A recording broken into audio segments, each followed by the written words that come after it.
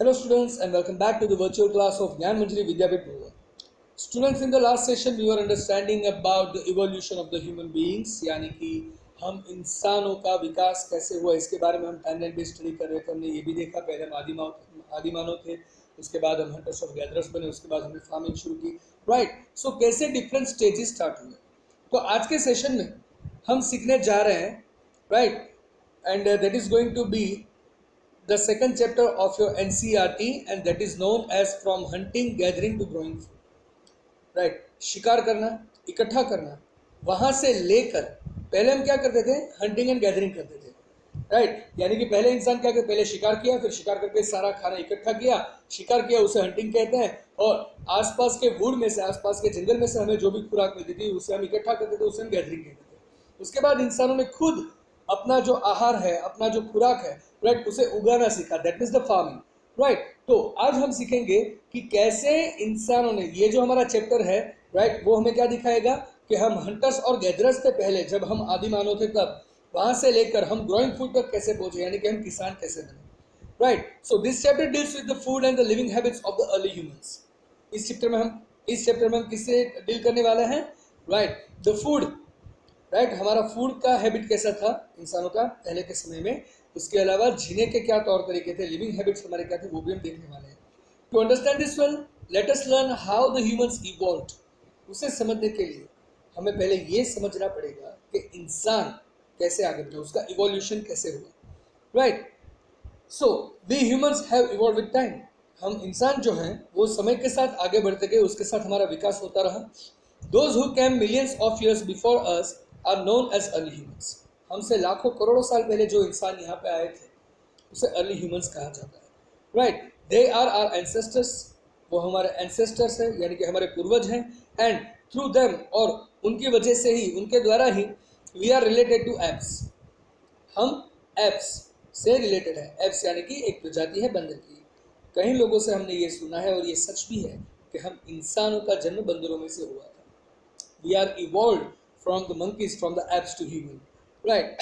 So now let us see how the humans evolved from apes. तो सबसे पहले हम यही सीखेंगे कि हम बंदरों में से इंसान कैसे बने, कैसे हमारा evolution हुआ, right? So let us understand the different stages of human evolution and the sources that have helped us learn about these stages.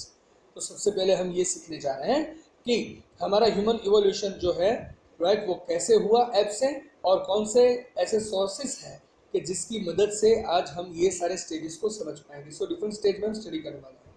So archaeologist have tried to learn about the human evolution by studying bones and stone tools. पहले जो ज़माने में जितने भी bones और फिर जो stone के जो टूल्स हैं, वो सारी चीज़ जो ज़मीन में दफ्न हो चुकी थी, उसको ढूंढ के निकालने के बाद आर्कियोलॉजिस्ट ने बहुत ही कोशिशें की है उसके बारे में सीखने के लिए। तो यही हमारे बेसिक स्टोन टूल्स और जो बोन्स हैं जो हमें अंडरग्राउंड मिले हैं, वही हमारे सोर्सेस रहेंगे सीखने के लिए। उसके अलावा कुछ सोर्सेस है, जैसे कि other sources of information about early humans include pots, pans and cave paintings. इसके अलावा भी कुछ ऐसे सोर्सेस हैं जैसे कि उन समय के पॉट्स जो हैं, उन समय के पैन्स हैं, उसके अलावा केव्स के अंदर जो पेंटिंग पाई जाती है, उन सारी चीज़ों की मदद से भी हम हिस्ट्री के बारे में अच्छे से जान सकते हैं। So archaeologist believe that modern humans like us have evolved from apes. Archaeologist ये बिलीव करते हैं कि मॉडर्न ह्यूमन यानी कि हम जो इंसान हैं अभी, right, we are the modern human. So हम जो विकसित इंसान हैं, उनका जन्म, उनका इवोल्यूशन, उनका जो बदलाव है वो किससे हुआ था, एप से हुआ था। यानी कि पहले एप्स आए थे, उसके बाद हमारा सर्जन हुआ था, उन्हीं में से हम इवॉल्व होकर इंसान बने। This belief is based on the similarities in the bone structure of the earliest humans and the apes. तो पहले के जो इंसान थे उनकी जो स्केलेटन थी, उनके जो बोन्स थे वो, और एप्स के जो बोन्स हैं, राइट, उन दोनों की सिमिलैरिटी को देखकर आर्कियोलॉजिस्ट का ये मानना है। So slowly as early human began to make tools and walk over long distances, many human like characteristics developed. तो धीरे धीरे क्या हुआ, अर्ली ह्यूमंस जो थे उन लोगों ने अलग अलग टूल्स बनाना शुरू किया और वो लंबे डिस्टेंसेस तक चलते रहे, लंबे अंतर तक चलते रहे, राइट। तो बहुत सारे इंसान जैसे कैरेक्टरिस्टिक तब डेवलप हुए थे, right. So around 2 million years ago, यानी कि तकरीबन 20 लाख साल पहले, we were the hunter and the gatherers. Right, and that is known as the earliest human. तो तब जो इंसान थे वो शिकारी थे और इकट्ठा करने वाले यानी कि हंटर और गैदरर्स थे, राइट, जिसे हम अर्लीस्ट ह्यूमन कहते हैं। उसके बाद अराउंड 8000 ईयर्स अगो, तकरीबन 8000 साल पहले, gradually early humans discovered farming. धीमे धीमे अर्ली ह्यूमन ने फार्मिंग डिस्कवर किया कि कैसे फार्मिंग किया जाता है, कैसे अपना खुराक हम खुद उगा सकते हैं, कैसे हम अपने लिए खुद फूड बना सकते हैं। जो फार्मिंग टेक्निक थी वो फाइंड आउट हुई, राइट। सो उन लोगों ने डिस्कवर किया farming. They realise they had to stay at the same place till crops ripen. जब तक पूरा जो पाक है वो पक ना जाए, राइट, जब तक पूरी फसल जो है वो तैयार ना हो जाए तब तक उन्हें सेम जगह पे रहना चाहिए था। They then became farmers and herders. उसके बाद वो फार्मर्स और हर्डर्स यानी कि किसान और पशुपालक बने। सो सबसे पहले क्या थे? हंटर्स एंड गैदरर्स थे, राइट, यानी कि शिकार करते थे और खाना ढूंढते थे। उसके बाद हम क्या बने? उसके बाद हम बने फार्मर्स एंड हर्डर्स, राइट, यानी कि हम किसान और पशुपालक बने। देन हंटर्स एंड गैदरर्स के बाद जो फार्मर्स और हर्डर्स है उसके लिए कुछ और भी कहा जाता है, that they stayed at the same place. एक ही प्लेस पे वो रहते थे। हंटर्स और गैदरर्स में क्या होता था, जहाँ पे खाना मिला वहीं पे हम इंसान चले जाते थे, वहीं पे खाया, वहीं पे सो गए, दूसरे दिन वापस आगे गए, right. So the main motive of us to be survived, right, जिंदा रहना, सर्वाइवल हमारे लिए सबसे बहुत इंपॉर्टेंट था। और सर्वाइवल के लिए हमें खाना जरूरी है, तो जहाँ पे भी खाना मिलता था हम चले जाते थे। कोई एक फिक्स ठिकाना नहीं था हमारा रहने का। जब हम फार्मर्स और हर्डर्स बने, राइट, तो तब हमें पता था कि जब तक पूरी फसल पकना जाए तब तक हमें एक ही जगह पे रहना है, राइट। तो एक ही जगह पे रहना शुरू किया and we practice the farming. फिर हमने फार्मिंग ही आगे चला उसकी ही प्रैक्टिस की। तो ये जो हमने अभी तक सीखा, राइट, उसके हिसाब से आपको फिलिंग द ब्लैंक्स के आंसर देने, that is in your homework. Archaeologist believe that the modern humans like us have evolved from what, right, ये पहला ब्लैंक है। दूसरा ब्लैंक है, the earliest humans who appeared around 2 million years ago were known as, right, earliest जो human थे जो 2 million years अगो थे वो कैसे जाने जाते थे, अभी इसी स्लाइड में हमने सीखा है, राइट। तो इस चीज़ को आप यहाँ पे नोट कर लीजिए, वीडियो को पॉज कर लीजिए, ये दोनों ब्लैंक्स लिख लीजिए और फिर वीडियो को आगे चलाइए। ये था एंड हमारे पहले सेशन का। अभी हम आगे बढ़ते हैं आज के सेशन के दूसरे पार्ट में। So students, now that we know who early humans were, and so now we know who early humans were and how they evolved. अब तक हम जान चुके हैं कि अर्ली ह्यूमंस कौन थे, राइट, और उसका इवोल्यूशन कैसे हुआ। Let us learn about the sources that tell us about them. तो अभी हम वो सारे सोर्सेज के बारे में पढ़ने जा रहे हैं जो हमें अर्ली ह्यूमंस के बारे में बताएं, राइट। वी ऑलरेडी नो, हम पहले से जानते हैं फ्रॉम आवर लास्ट क्लास, हमारा जो पिछला क्लास था तब से ही, about the 2 types of the sources of history. पहले के क्लासेस में हम ये डिस्कस कर चुके हैं, ब्रिज कोर्स में खास करके हमने ये डिस्कस किया था कि हिस्ट्री के जो सोर्सेज है वो 2 टाइप्स के होते हैं, right, literary and the archaeological sources, right. So let us see which type of source tell us more about early humans. तो सबसे पहले हम ये देखेंगे कि अर्ली ह्यूमंस के बारे में कौन से प्रकार का सोर्स हमें ज़्यादा बताता है, right. So now we are going to start the topic and that is sources of history to study early humans. So what are the different things that gives us information about the past. तो कौन सी ऐसी अलग अलग चीज़ें हैं जो हमें past की इंफॉर्मेशन देती है, राइट। तो हमने सोर्सेज के 2 टाइप देखे हैं, वो है आर्कियोलॉजिकल और ओके लिटरेरी। लिटरेरी यानी कि जो हमारे पास लिखाई में है, चाहे वो दीवार पे लिखा है, पत्थर पे लिखा है, धातु पे लिखा है या फिर कागज पे, लेकिन जो भी लिखाई में हमारे पास जिसमें लैंग्वेज का यूज हुआ है उसे हम क्या कहेंगे? लिटरेरी कहेंगे। और बाकी उन समय की जो पुरानी चीज़ें हैं, राइट, लेफ्ट ओवर पार्ट्स है बिल्डिंग के या फिर औजारों के या फिर बर्तन के या फिर बॉन्स हैं, राइट, या फिर स्टोर इक्विपमेंट्स हैं, उन सबको हम क्या कहेंगे? उसे हम आर्कियोलॉजिकल कहेंगे, right. So archaeological are the objects और material evidences from the past. Past की कोई चीज़ या फिर उसके मटेरियल का कोई एविडेंस है उसे हम आर्कियोलॉजिकल कहेंगे, जिसके अंदर आता है मॉन्यूमेंट्स यानी कि तब की बिल्डिंग्स है, कोई बॉन्स हैं, राइट, यानी कि कोई हड्डियाँ हैं पुरानी, फिर कॉइन्स है, तब के कॉइन्स है, सिक्के हैं, फिर पॉट्स एंड पैंस हैं यानी कि तब के बर्तन हैं, या फिर टूल्स एंड वेपन्स हैं, राइट, साधन सामग्री या फिर शस्त्र उस समय के जो है उन सबको हम आर्कियोलॉजिकल सोर्सेज कहेंगे, right. So the archaeological sources, right, they are the sources of information about the earliest humans. सबसे पहले के जो इंसान थे उसके बारे में हमें आर्कियोलॉजिकल सोर्सेज से ही पता चलेगा। क्यों? क्योंकि तब लैंग्वेज डेवलप नहीं हुआ था, तब तक लिखाई डेवलप नहीं हुई थी, राइट। सो उस समय के बारे में हमें लिटरेरी सोर्स नहीं मिलता, लिखे में कुछ नहीं मिलता, तो तब के जो सामान हमारे पास पड़ा रहा है, जो भी हमारे पास लेफ्ट ओवर्स है, उसी से हम उसका अंदाजा लगाएंगे। So the second sources that come is the literary. When the sources are there in the written form, that means the language has been used, right? In the simple terms, written sources of information about the past. These are the written sources. लिखाई में हमारे पास जो sources है past का, उसे हम literary sources कहेंगे। जैसे कि उस समय की बुक्स है, या फिर मैन्यूस्क्रिप्ट्स है, या फिर इंस्क्रिप्शंस है। उस समय की बुक है या फिर मैन्यूस्क्रिप्ट है, ये दोनों कागज पे लिखाए हैं, या फिर इंस्क्रिप्शंस है, यानी कि दीवारों पे या किसी पत्थरों पे कहीं पे भी लिखाए हैं, उसे हम इंस्क्रिप्शंस कहेंगे, यानी कि कुकर के जो लिखा है, राइट। तो ये सारे लिटरेरी सोर्सेस में आएंगे। So are manuscripts and inscriptions source of information about earliest humans, right. इसका आंसर भी आपको अभी मिलेगा कि क्या मैन्यूस्क्रिप्ट और इंस्क्रिप्शन जो है वो अर्लीस्ट ह्यूमन, यानी कि सबसे पहले जो इंसान थे, उसके सोर्सेस हैं। तो हमारा जवाब होगा नहीं। Manuscripts and inscriptions are not sources of information about the earliest human. Manuscript और inscription जो है वो earliest human के sources नहीं है। क्यों? Because literary sources of that time are not available. उस समय के कोई भी literary sources जो है वो available नहीं है। और दूसरा, early people perhaps did not know how to read and write. और शायद पहले के इंसानों को ये भी पता नहीं था कि लिखाई और पढ़ाई कैसे की जाती है। तो उस समय के इंसान को शायद लिखाई पढ़ाई नहीं आती थी, ऐसा भी हम मान सकते हैं, राइट। बिकॉज हम सब जानते हैं कि लैंग्वेज का एवोल्यूशन बहुत बाद में हुआ था। पहले इंसान हुए, फिर इंसान ने धीरे धीरे कम्युनिकेशन डेवलपमेंट स्टार्ट किया, and then we came with the language, and then we understood how to read and write, right. So शायद इसीलिए हमें पिछले समय से लिटरेरी सोर्सेस नहीं मिल रहे। सो अभी हम सीखेंगे कुछ टूल्स के बारे में, क्योंकि अभी हम जान चुके हैं कि अर्लीस्ट ह्यूमंस के लिए और अर्लीस्ट ह्यूमंस की इंफॉर्मेशन जानने के लिए हमारे पास एक ही सोर्स है, और वो क्या है? उस समय के आर्कियोलॉजिकल जो सोर्सेस है हमारे पास नहीं, राइट। तो वो सारे जो सोर्सेस उसके बारे में जानते हैं, तो उसमें से सबसे पहले हम स्टोन टूल्स के बारे में समझेंगे, राइट। पत्थरों से जो टूल्स उस समय बनते थे, राइट। इट हेल्प्स अस।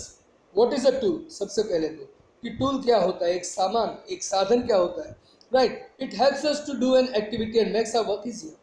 कोई भी ऐसी चीज जो हम काम करने में मदद रूप होती है और हमारा काम आसान बनाती है, उसे हम टूल कहते हैं।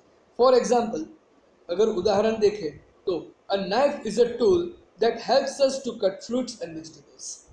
चाकू एक ऐसा टूल है जो हमें मदद करता है फ्रूट्स और वेजिटेबल्स को कट करने में, राइट। मान लो आपके घर पे आप वाटरमेलन लाए हो, राइट। सो उस वाटरमेलन को आप हाथों से नहीं तोड़ सकते, और तोड़ोगे तो भी बहुत ही गंदा टूटेगा, मार मार के कैसे तोड़ा, राइट। तो अंदर से पूरा खराब हो जाएगा। ये भी चांसेस है कि अंदर से जो पूरा जूस है वो बाहर निकल जाए, फिर उसमें कुछ टेस्ट ना रहे, right. So these are the problems. If you use the knife, then we can easily cut it down, we can easily make the slices, and we can easily divide to each and every person, right. तो हमारा काम knife की वजह से आसान हो जाता है, राइट। सो टूल क्या होता है? ये सबसे पहले एक ऐसी चीज जो हमें काम करने के लिए मदद रूप होती है और हमारा काम आसान भी बनाती है। So can you think of some tools that we use in today's times? क्या आप ऐसे कुछ टूल्स के बारे में सोच सकते हो जो हम आज की तारीख में यूज कर रहे हैं, राइट। तो उसके एग्जाम्पल है, जैसे कि हम लिखने के लिए पेंसिल का यूज कर रहे हैं, राइट। स्क्रू ड्राइवर को यूज करते हैं स्क्रू खोलने और निकालने के लिए। उसके बाद हम एक हथौड़े को यूज करते हैं, we use a hammer to pound nails, right. कील को ठोकने के लिए हम हथौड़े का भी यूज करते हैं, राइट। क्या हम हाथ से कील ठोक पाएंगे? क्या हम हाथों से स्क्रू अप एंड डाउन कर सकते हैं? क्या हम हाथों से लिखाई कर सकते हैं? It is very hard. I don't say it is impossible, but it is very hard. So we are using these tools and they are being helpful to us, right? So these are the perfect examples for the tools. कि tools क्या होता है, right? So this is the activity of the NCERT book. If you have, then you can read it out. If you don't have, then there is nothing to worry, because we are going to cover the whole part right away, right? So imagine that you are a group hunter. You are a group of hunter and gatherers, right? मान लो कि आप एक group हो hunters और gatherers का। So for what purpose would you use this stone tools? तो आप stone tools को कैसे यूज करोगे, right? So this is the activity which is going to be into the regular class. जब हम रेगुलर क्लास में मिलेंगे तब हम ये एक्टिविटी करेंगे, because right now we are not into the groups and I can not give you the time for the discussion with the group member. जैसे हम स्कूल में मिलेंगे, जैसे हमारा स्कूल रेगुलर स्टार्ट होगा, तब हम ये एक्टिविटी करेंगे। तब के लिए हम इस पार्ट को स्किप कर रहे हैं, right? So the stone tools may have been used by the early humans to obtain food, right. खाना इकट्ठा करने के लिए अर्ली ह्यूमंस जो थे वो कैसे टूल्स को यूज करते होंगे, ऐसा अगर अंदाजा लगाए, राइट, तो ऐसे जो पत्थर है जो नुकीले है, जिसको नुकीला बनाया गया है, राइट, तो इसको यूज किया जा सकता है कट मीट एंड बोन्स, मांस और हड्डियों को काटने के लिए इन पत्थरों का यूज हुआ होगा शायद, right. Then scrap bark from the trees, right, trees में से जो खाल है वो खाल निकालने के लिए भी इसका यूज किया जा सकता है, राइट। देन इन सारे पत्थरों का यूज वापस किसके लिए किया होगा, स्क्रैप हाइड्स यानी कि skin from dead animals and stitch animal skin to be used as tools, right. सबसे पहले नुकीले पत्थरों को यूज करके एनिमल्स की स्किन को निकाला जाए, उसकी खाल निकाली जाए, फिर उसी खाल को एक दूसरे के साथ जोड़ के उसको स्टिच करके कपड़े बनाने के लिए भी, राइट, यानी कि उसको पहनने के लिए उसको जो सिलाई करनी होती है उसके लिए भी इन टूल्स का शायद यूज हुआ होगा, राइट। उसके अलावा chop fruits and roots, right, झाड़ का जो पेड़ का जो रूट्स होता है, राइट, उसको चॉप करने के लिए या फिर फ्रूट्स को चॉप करने के लिए भी इन पत्थरों का यूज शायद हुआ होगा। कुछ कुछ और भी यूजेस है जिसके लिए यूज हुआ हो, जैसे कि make tools for hunting, hunting के लिए टूल्स बनाने के लिए, शिकार के लिए, right, chop wood for the use as firewood, right, जलाने के लिए, लकड़ियों को काटने के लिए इनका यूज हुआ होगा। Dig the ground to collect edible roots, right, जो उसकी जड़ होती है किसी पेड़ की जो खाने लायक होती है, जैसे कि आलू है, राइट, राइट, आलू है, ऑनियन है, गार्लिक है, these are the things which are the roots and it can be eaten, right. So ground को डिग करने के लिए, ग्राउंड की खुदाई के लिए भी, ऐसे रूट्स को पाने के लिए ये पत्थरों का यूज शायद हो सकता है। So studying history is therefore a lot like being detectives, इसीलिए हम कहते हैं कि हिस्ट्री को स्टडी करना, राइट, बहुत ज़्यादातर हिस्ट्री को स्टडी करना वो डिटेक्टिव के जैसा है, राइट। एक जासूस जैसे हर इंफॉर्मेशन निकालता है, हिस्ट्री में भी आपको सारे सोर्सेज के ऊपर बिलीव करके इंफॉर्मेशन निकालनी होती है। Archaeologists and historians try to understand the past by studying the evidences source of the past. Historians और जो आर्कियोलॉजिस्ट है वो सब क्या करते हैं, एविडेंस को यूज करते हैं कि जिससे वो पास्ट को स्टडी कर सके, जिससे वो पास्ट के बारे में ज़्यादा से ज़्यादा जान सके। Stone tools are one of the major archaeological sources of history to study early humans. Stone tools जो है वो सबसे बड़े जितने भी आर्कियोलॉजिकल सोर्सेज है उनमें से एक है कि जिससे हम अर्ली ह्यूमंस की हिस्ट्री को समझ पाए, right. So that was the topic up to now let's move further.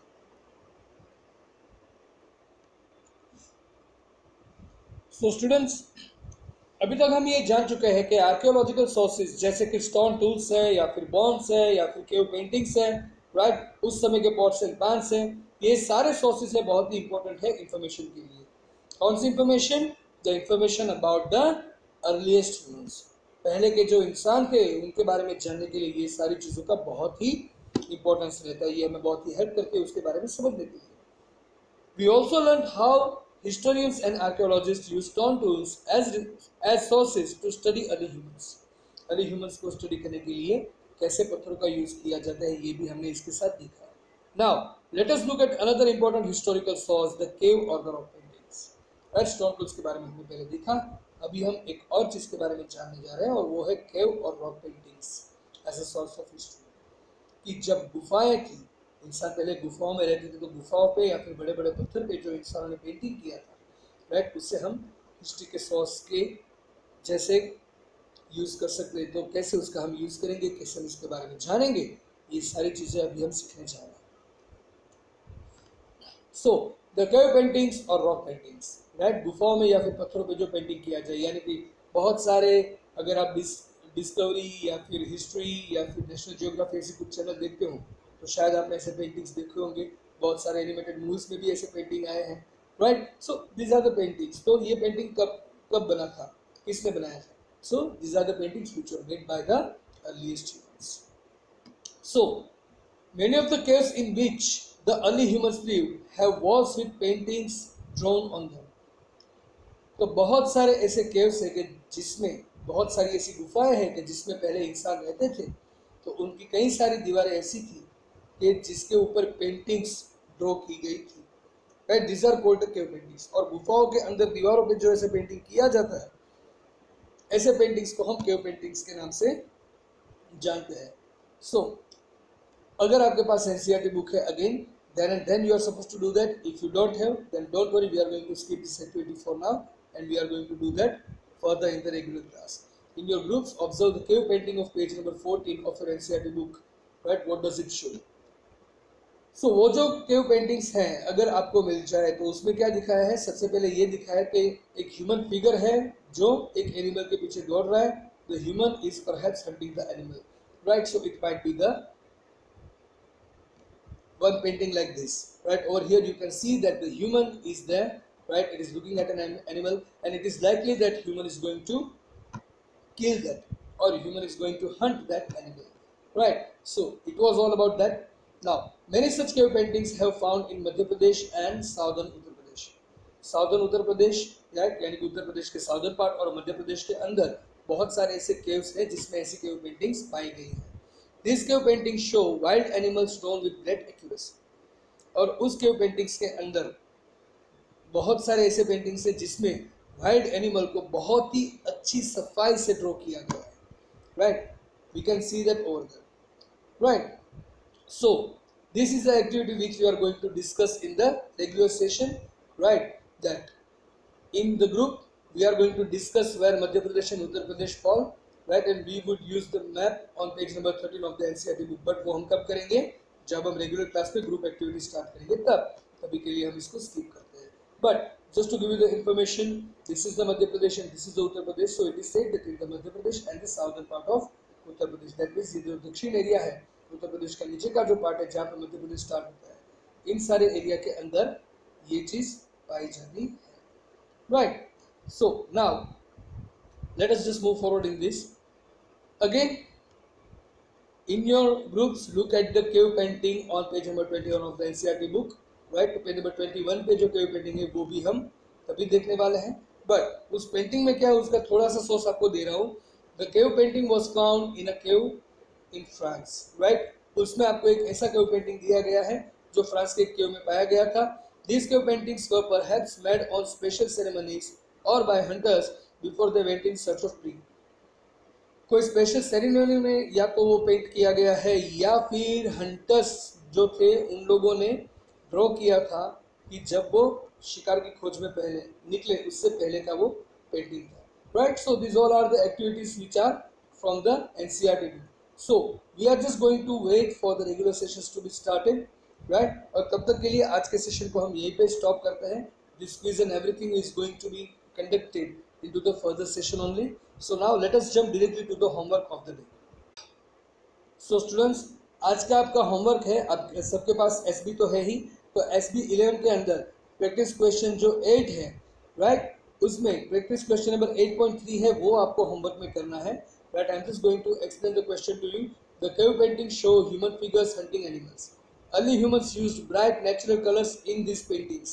Based on this information, write any 2 things that you get to know about the lives of early humans in about 40 words. Right? तो early human जो थे वो लोग cave paintings करते थे, right, और वो बहुत ही ब्राइट कलर को यूज करते थे. तो उन सारी चीज़ों के हिसाब से आपको अपने ओन वर्ड्स में लिखना है. राइट, सिर्फ 40 वर्ड्स में कि अर्ली ह्यूमन की लाइफ कैसी थी उसके बारे में आपको सिर्फ 40 वर्ड्स में लिखना है. बहुत ही आसान है. आपके दिमाग में जो भी थॉट्स है, जो भी आइडिया है अर्ली ह्यूमन के बारे में, इन सारी चीज़ों को ध्यान में रखकर वो आपको लिखना है. Right, so that is the only part of the homework of today. So I hope you could understand the session of the day very well. Right, I'll see you in the next session with a new topic. Till then, it's time to say goodbye. So goodbye, take care, have a nice time, stay home, stay safe, and yes, don't forget to share your homework. Thank you.